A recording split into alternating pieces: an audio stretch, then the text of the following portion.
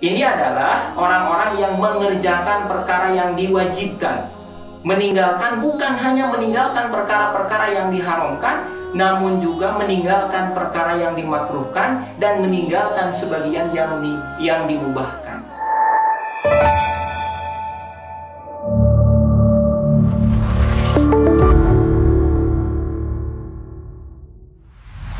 Bismillahirrahmanirrahim. Assalamualaikum warahmatullahi wabarakatuh. Hamidan lillah wa musallian ala rasulillah Muhammad ibn Abdillah wa ala alihi wa sahbihi wa mawalah.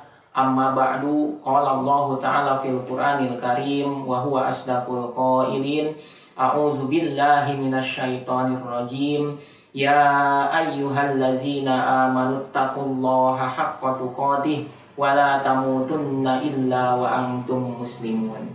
Ikhwan fillah rahimakumullah, Syekh Atha Ibnu Khalil dalam kitab Taisir Wusul Ilal Usul mengatakan bahwa hukum asal perbuatan itu terikat dengan hukum syarak.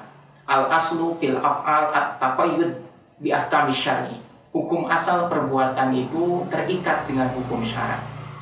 Dan siapapun dari kita yang mempelajari hukum syarak, terlebih mempelajari fikih ataupun apalagi usul fikih, maka kita akan mengenal 5 hukum syarak jika ini berkenaan dengan perbuatan manusia. Apa saja yang 5 itu? Yakni wajib, sunnah, mubah, haram, dan makruh.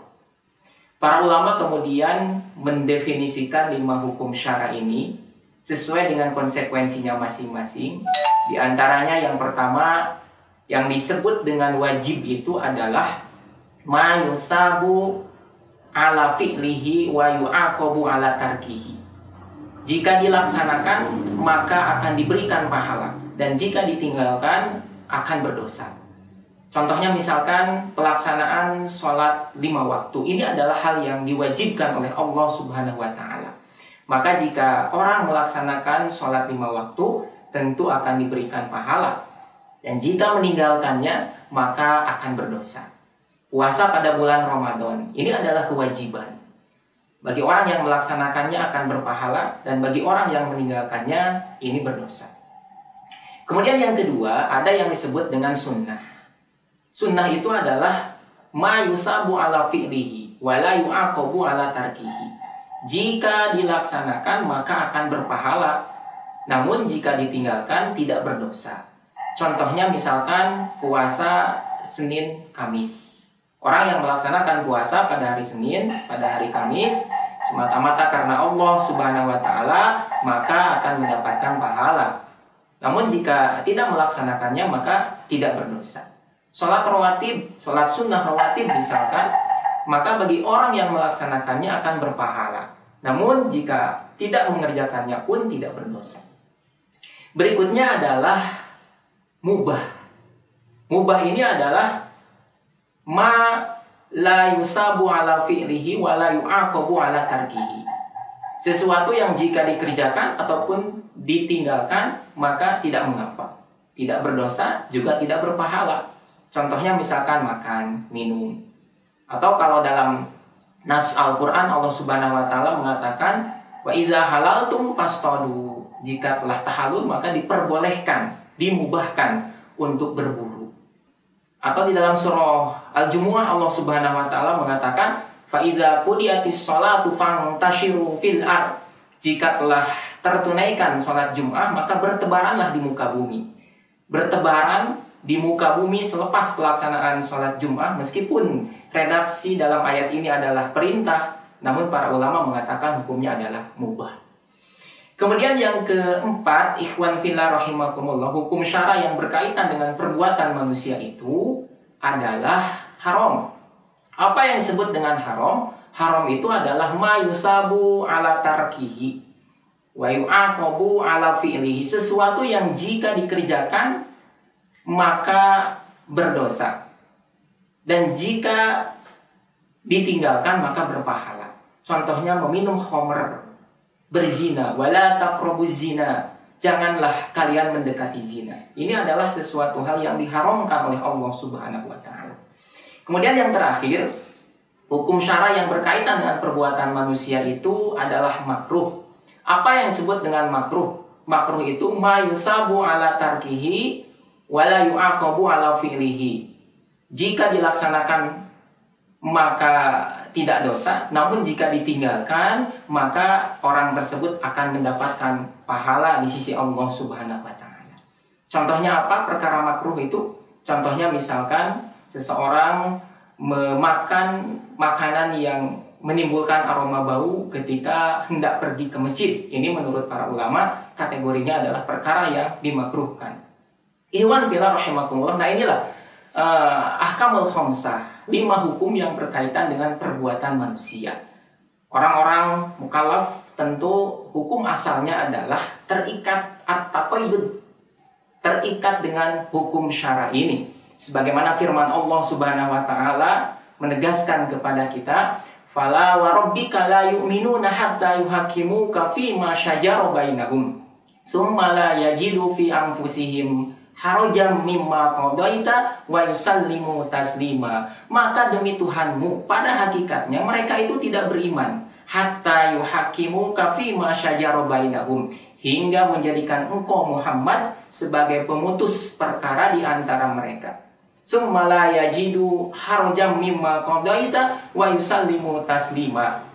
Kemudian tidak didapati rasa berat di dalam diri mereka, wa yusallimu taslima, dan mereka berserah diri. Jadi mengaitkan antara keimanan dengan mengambil apa yang diputuskan oleh Allah, oleh Rasulullah SAW.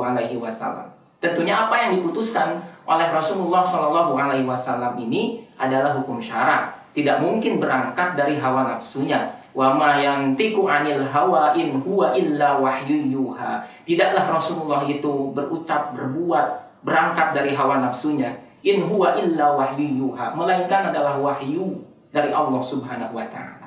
Ikhwan fillah rahimakumullah. Kemudian di ayat yang lain Allah Subhanahu wa taala pun menegaskan kepada kita orang-orang yang beriman, wa ma kana lil mu'minin wala mu'minatin idza qadallahu wa rasuluhu amran ayyakuna lahumul khiyaratu min amrihim. Kata Allah Subhanahu wa taala, tidak pantas bagi laki-laki yang beriman, perempuan yang beriman, manakala Allah dan Rasulnya telah menetapkan ketetapan hukum, tidak pantas akan memilih pilihan yang lain selain apa yang telah ditetapkan oleh Allah, oleh Rasul. Ikhwan fillah rahimakumullah, inilah ahkamul khamsah, 5 hukum yang berkaitan dengan perbuatan seorang hamba. Kemudian jika kita menelaah ataupun kita meraba diri, mengintrospeksi diri kita, seberapa responsif kita berkenaan dengan baik itu perkara yang diwajibkan oleh Allah, yang disunnahkan, yang dimakruhkan, yang diharamkan, ataupun yang dimubahkan. Apakah kita benar-benar bersegera melaksanakan perintahnya, bersegera menjauhi cegahannya, kemudian berusaha untuk menambah, melaksanakan apa-apa yang disunnahkannya, dan berusaha sekuat tenaga, seoptimal mungkin meninggalkan apa yang dimakruhkan oleh Allah Subhanahu wa taala? Maka dalam hal ini patut kita renungi salah satu firman Allah Subhanahu wa taala di dalam Al-Qur'an. Allah Subhanahu wa taala berfirman, "A'udzubillahi minasyaitonir rajim. Tsumma awrasnal kitabal ladzi istafaina min ibadina. Faminhum zalimun li nafsihi wa minhum muqtasid wa minhum sabiqum bil khairati biiznillah." Kata Allah Subhanahu wa taala, dan kami wariskan Al-Quran ini kepada orang-orang pilihan kami di antara hamba-hamba kami. Kemudian di antara orang-orang pilihan tersebut yang telah Allah wariskan Alkitab, Al-Quran, terbagi menjadi 3 golongan. Yang pertama itu adalah faminhum zalimul li nafsi. Di antara mereka ada yang zalimul li nafsi, menganiaya diri mereka sendiri. As-Sayyid Muhammad bin Alawi Al-Maliki Al-Hasani di dalam kitab Khosais Muhammadiyah mengatakan bahwa yang dimaksud dengan zalimul linafsih, yang menganiaya diri mereka sendiri itu adalah mereka yang al-mufarrid fi fi'li ba'dil wajibat, melalaikan melaksanakan sebagian hal-hal yang diwajibkan oleh Allah dan mengerjakan hal-hal yang dicegah oleh Allah Subhanahu wa taala. Jadi mencampur adukan antara mengerjakan yang diwajibkan dengan hal yang dicegah oleh Allah Subhanahu wa taala. Ini kategori zalimul linafsi. Kemudian yang kedua, faminhum muqtasid, ada juga yang pertengahan. Kalau yang pertengahan itu adalah al-muaddi lil wajibat, at-tariku lil muharramat, mengerjakan perkara-perkara yang diwajibkan dan meninggalkan perkara-perkara yang diharamkan, namun terkadang dia meninggalkan sebagian perkara-perkara yang disunnahkan. Terkadang mereka masih mengerjakan perkara-perkara yang dimakruhkan. Ini kategori yang kedua. Ada lagi yang ketiga di dalam ayat ini, wa minhum sabiqum bil khairat. Di antara mereka ada yang lebih dahulu mengerjakan kebaikan. Wa huwa al-fa'ilu lil wajibat, at-tariku lil muharramat wal makruhat wa ba'dil mubahat. Ini adalah orang-orang yang mengerjakan perkara yang diwajibkan, meninggalkan, bukan hanya meninggalkan perkara-perkara yang diharamkan, namun juga meninggalkan perkara yang dimakruhkan dan meninggalkan sebagian yang dimubahkan. Ini adalah sabiqum bil khairat, orang-orang yang lebih dahulu mengerjakan kebaikan. Ikhwan fillah rahimakumullah, demikian penjelasan As-Sayyid Muhammad bin Alawi di dalam kitab Khosais Muhammadiyah berkenaan dengan 3 kelompok umat Kanjeng Rasulullah Shallallahu Alaihi Wasallam yang diturunkan kepadanya Al-Quran. Kemudian Ibnu Abbas pun mengatakan bahwa as-sabiqu bil khairat yadkhulul jannah bighairi hisab. Orang-orang yang lebih dahulu mengerjakan kebaikan akan masuk surga bighairi hisab, dengan tanpa hisab. Adapun yang pertengahan al-muqtasid maka masuk surga bi rahmatillah, disebabkan oleh rahmat kasih sayang Allah Subhanahu wa taala.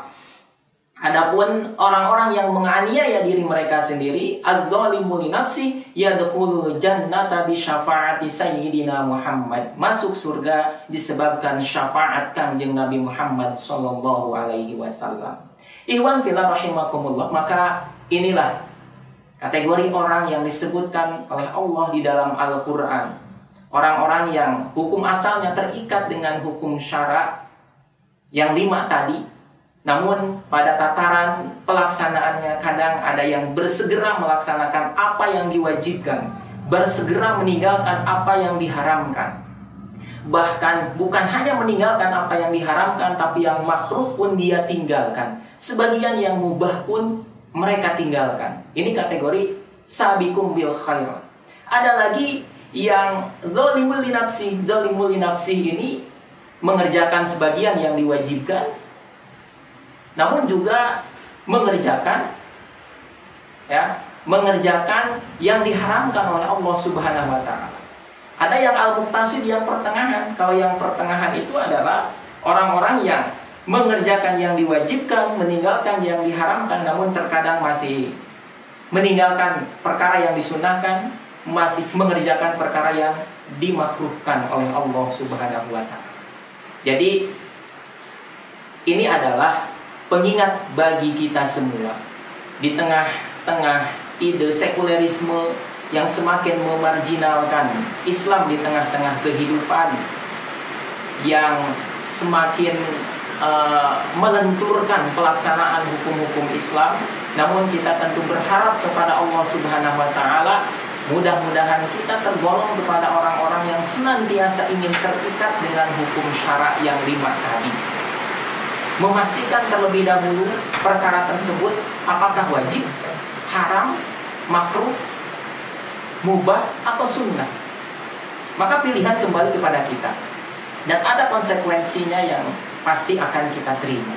Dengan cara seperti itu, maka bisa dipastikan orang yang beriman kepada Allah, kepada Rasulullah Shallallahu Alaihi Wasallam, akan senantiasa memilih panduan ini, tidak berdasarkan hawa nafsunya, tidak juga hanya berdasarkan kemaslahatan semata, tidak hanya berdasarkan ada atau tidaknya materi atas apa yang ia lakukan, tetapi yang ia kejar adalah keridhaan rahmat Allah Subhanahu wa Ta'ala.